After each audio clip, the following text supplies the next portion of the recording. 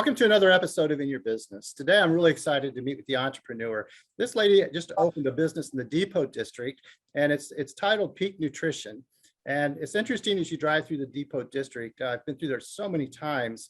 The old train station always fascinates me. But Kristin has opened up the business, and it's located in the old luggage area of the train depot. So if we could, let's just go right into the show and start meeting our guest and learning about the business. So hi there. So it's exciting to have you here. We're going to learn a little bit about you. Then we're going to learn about the business and just talk about what things are going on and how what it's like to be an entrepreneur. So scary. So we're gonna get into the details. So okay. First of all, why don't you tell us, did you grow up here in the Richmond area? Not at all. Nope. I am originally from up north in Rochester, between South Bend and Kokomo. Okay. And my husband's job transferred us down here about 2.5 years ago. Okay. So growing up there, did you think you're going to become an entrepreneur, or what was it you thinking when you were just a small girl? I definitely wanted to be a realtor out in California. Even I put it in my senior year book. So I got half of it. I'm a realtor still, but not out in California. So growing up as a child, that was what you wanted to do. You want to grow up and become a realtor. Why? I did. What was the fascination with that? I just love looking at houses. I love going. I guess my mom and dad moved us around too, so we got to look at different houses a lot. So I love that. So let's talk about beyond high school. What was your activities after high school?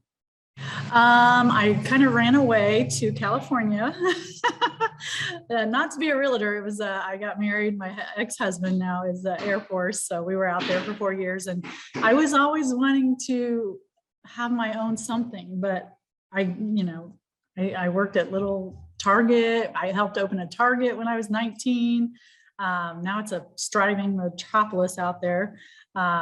I worked at a newspaper selling advertising for Air Force wives. I've done everything, I tell you, but I always wanted to do something for me. I wanted to be my business. I wanted to be my boss, my own boss.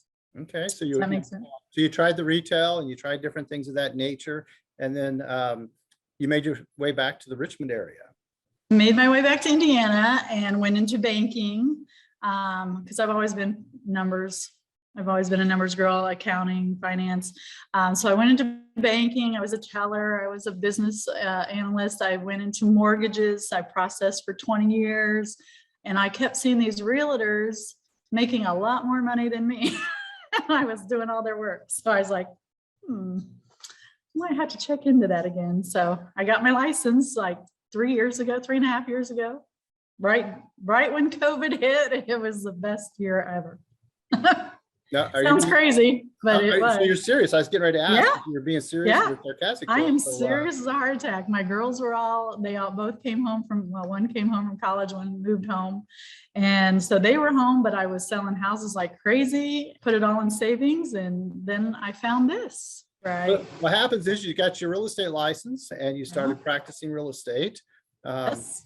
But you also became an entrepreneur. Now, I also think of realtors as entrepreneurs because you manage your own time, your own day, your own schedule. You have to make it work, and sometimes it's very difficult. However, you've also taken on a new venture of opening a business, and it's during an exciting business. It's exciting partially because of the location. I absolutely love coming in there. So let's talk about it. Let's talk about, let's the viewers know what it is. Okay, so it's PeaK Nutrition. And what does PeaK Nutrition do? We are we have healthy nutrition meal replacement shakes full of protein, 24 grams of protein, 21 vitamins and minerals, and less than 300 calories, and they taste like dessert. Like we have peanut butter pie, like National Peanut Butter Day today. We have banana split. We have pineapple upside down cake. We have strawberry cheesecake. We have Snickers, Butterfinger. I mean, I have a huge recipe book just filled, but I only have a certain amount on the board. So we don't get overwhelmed, and I can have pop-ups to bring more people in. And then we have energy drinks, better than those out in the real world. They're full of vitamins like ginseng and guarana and biotin and vitamin B1 through 12. So it doesn't give you shakes. It doesn't give you crash. It does mental focus and clarity. And it just lasts for hours. It's really, really helpful. I have to know how you know so much about this. Did you go to school? What happened? How did you know all this? The funny thing is it was a God thing. I'll be honest. I got Bell's palsy back in the end of 19, and then of course 20, COVID hit. And so we were all locked down and everything else, but I had been journaling about wanting to lose weight, wanting to get healthy. I got to figure out what's going on with my body. Why did my face go paralyzed? I was trying to find anything easy to get healthy because I like easy. So I took my daughter to get her wisdom teeth out, and the surgeon said, you need to go across the street and get her a protein shake so she can take her medicine so it doesn't upset her tummy. And I was like, okay. So we walked in there, and of course my daughter's full of everything. And she's like, oh, this is the best place. We have one of these in Westfield, and oh, I love this, and da, da, da, da. And I'm like, where am I? What is this? And the guy started telling me about, like I was just telling you, the protein shakes, the energy drinks, blah, blah, blah. So we all got our protein shakes. We all got our drinks. I sent her back to bed, and I headed back to Richmond because I had like 6 showings that day. So I booked back here, and I drank my shake, and I was telling my husband, I was like, this stuff tastes amazing. And if it works like they say they do, something's got to give. We got to figure out how to get this to Richmond. And so he's very, very skeptical, more than I am. And he's like, start researching this. And I'm like, oh, all right. So I did, and thought, okay, well, this is good. But then my daughter couldn't eat, she couldn't drink, she couldn't open her mouth, and she put it on Facebook because she's a little dramatic.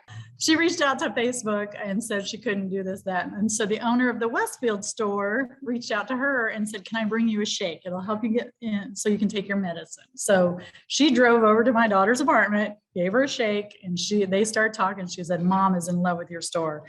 She needs you to open one in Richmond. And she said, give me your number. She's going to open one. So is it a franchise then, or? We are all independently owned, but we all have the same products. Herbalife is our product. Herbalife has been in business over 40 years. We're in 89 countries. I know there was some back in the 80s, like they were talking about multi-marketing pyramid schemes. That's all back then. They fixed it all. We do have a lot of rules we have to follow because of that. So I can't do like outdoor postings of prices or anything. I have to keep it all inside because of, I don't know why, to be honest. Oh, they think you're going to go to another club and have different pricing. And so we have to keep everything within our walls. What's interesting, you just said club, because is this normally like maybe a bar station normally located in a fitness club? They can do that. Those are called remotes. They're all called clubs because we want to be like a group, like a family. So we have, but you don't have a membership fee or anything like that. I've seen that out there on the Facebook and everything else. There's no membership fee. You come in, I don't try to sell you stuff unless you ask to buy. I have stuff to buy all the time. So I don't push any of that, but there's some bad publicity out there from years ago. So. Okay. So then when you say you do have things to buy, you need to coming in there and buying a drink. So you're saying that you sell even beyond the drinks? I didn't realize that. Yeah, I can sell the products that make the drinks so you can make them at home. The protein shakes, I can sell the protein powders. I sell everything I have, you can buy. Okay, I didn't realize that. That's kind of fascinating to know. I don't know that I'm going to do that at home, but at the same time, at least it's available.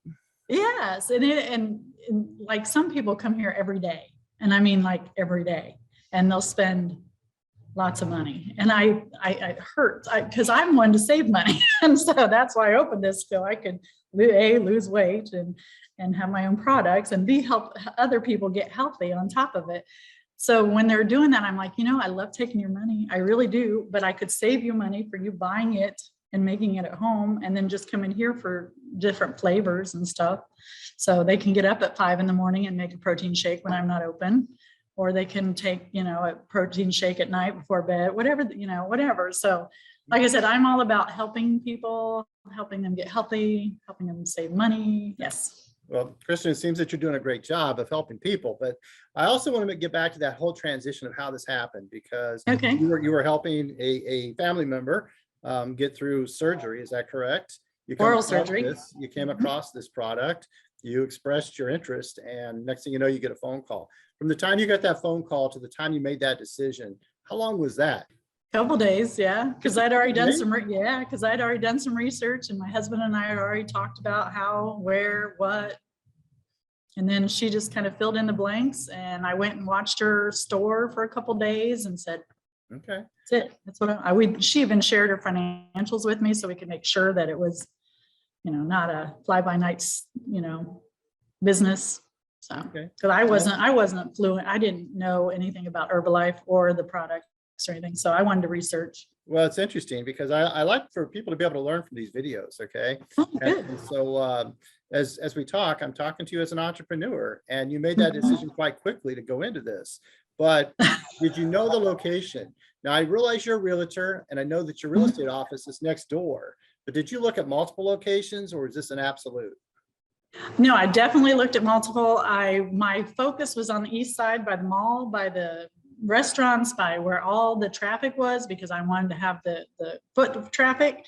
And one of the realtors in my office said, have you looked at the baggage claim? And I was like, have you seen the baggage claim? I mean, there was broken windows, there was no doors, there was no ceiling, no floors. And I told my husband, and he's like, let's just look inside, let's see. And he goes, the depot is up and coming, and it's beautiful, and it's got history, and just let's look. And I'm like, ugh, I don't want anything to do with this building. And we came in here, and I still was like, it's not what I want, it's not what I see. I can't see things, he sees it all. So he's like mapping stuff out and drawing stuff, and he's like, this is where we need to be. So I went to my managing broker and I said, okay, this is what we want to do. And she's like, that's the goal. That's the mindset we had. We wanted some coffee, shakes, smoothies, something healthy to go in that building. And you're the first one, well, second person to be interested in doing that. So we signed the papers, and here we are. So how long did that take? A couple weeks, because my husband, he does not architecture, but he's an artist type guy. So he drew all the plans, and then we had to go to the contractors that did the depot and give them our plans. And we met with all the people that do different things in here. And it was pretty quick. He even said it's going to be 4 to 6 weeks it'll be done. And this was in April and May, something like that. And so I first took her to get her teeth done in March. So see, it's all good. It was April when we met with them. And he said 4 to 6 weeks. And I'm like, oh my gosh, this is crazy. Oh my gosh, this is going so fast. It must be right. It must be right. We had a little bit of hiccup here and there, but everything kept opening. The doors kept opening. And the only thing that delayed us was the contractors, and they couldn't get product. They couldn't get flooring. They couldn't get windows. They couldn't get doors. And so instead of opening in June, when it was nice and hot and sunny, when everybody wants a shake, we opened in October. So we're still struggling to get people in, but it's coming. No, that's very quick. Actually, things happen so fast for you. It did. That's not what I hear a lot. A lot of times I hear delay, and you really went fast. So We did. That's really incredible.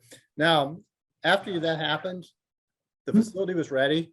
Then what about inventory? Did you have to bring in a lot of inventory? Did that take some time? How did you inventory? Funny thing is, when they told me 4 to 6 weeks, I ordered all my inventory. Okay. So I sat on lots and lots of money for months waiting for it to get open. All right. So you did have to make the investment, get the inventory, and just have it ready for when you turn the key. So yes, that's quite interesting. As you made that transition, I know you had to slow down a little bit on the real estate, but now you have to kind of complement the two together. How do you find yourself managing the time? How does that work out for you? When I found out that we weren't opening on time, I started busting it harder on real estate so I could have the capital build up in case I needed it to stop doing real estate to get it up and going. So I had the best month of the whole year in October, right before we opened. And it was amazing. I mean, it was just like everybody that I knew was wanting to buy a house, and there was inventory. So I just busted it through, had the best year or best month of real estate, and then opened here. And now I've stopped doing real estate for a little bit. I mean, I do it here and there. I like that comment. You know, you're such a fun entrepreneur for me to interview, because you truly are an entrepreneur in every way. Okay. Oh, But you just said you've closed 3 loans. You met 3 deals, 3 housing. 3 deals. deals. Yeah. And Yeah. I 3 love housing that. deals. You still have the banker in you.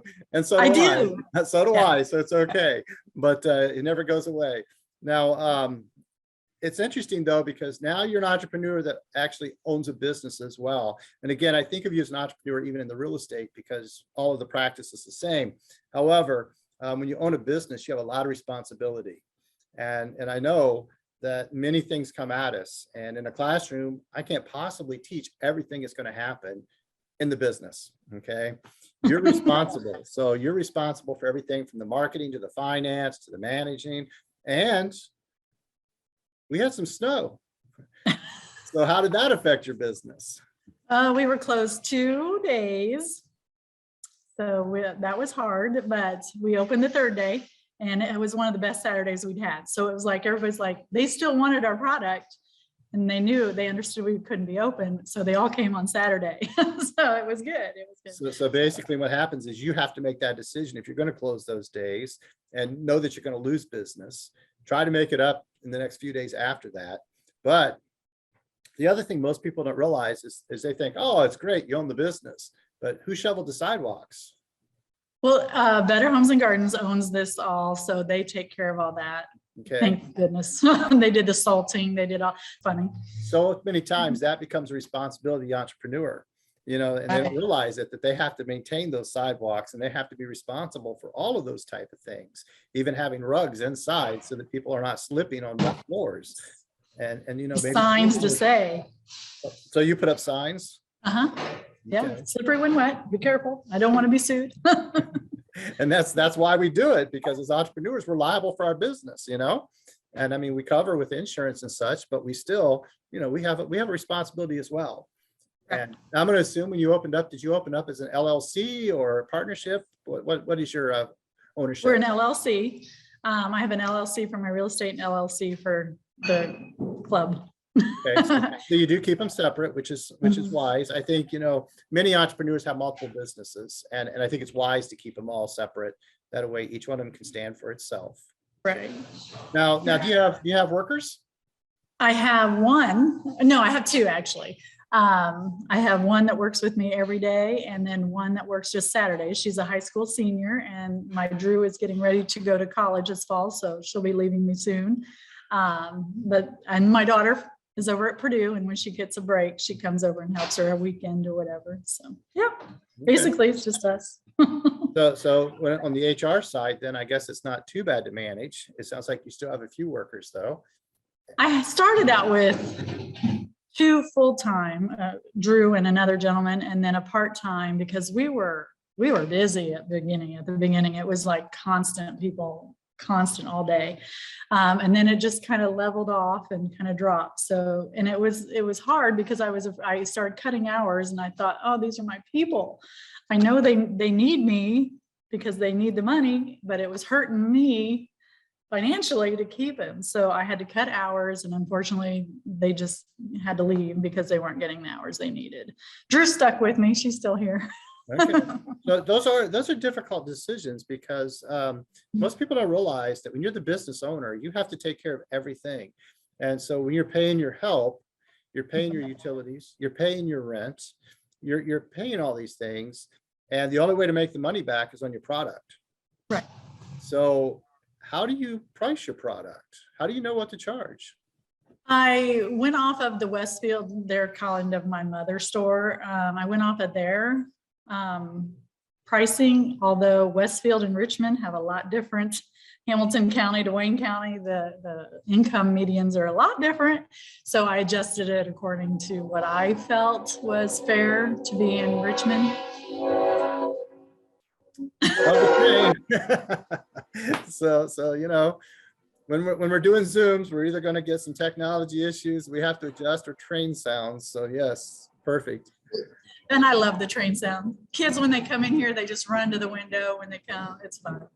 Sure, I'm fascinated with it myself, but Yeah.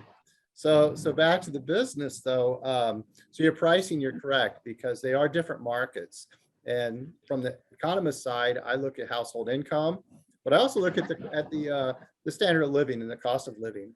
And you're right, you had to make some adjustments, but at the same time, we're blessed here in the Richmond area that you know, high prices are not something that we're really looking at. I mean, you know, we've got a comfortable, you know, cost of living.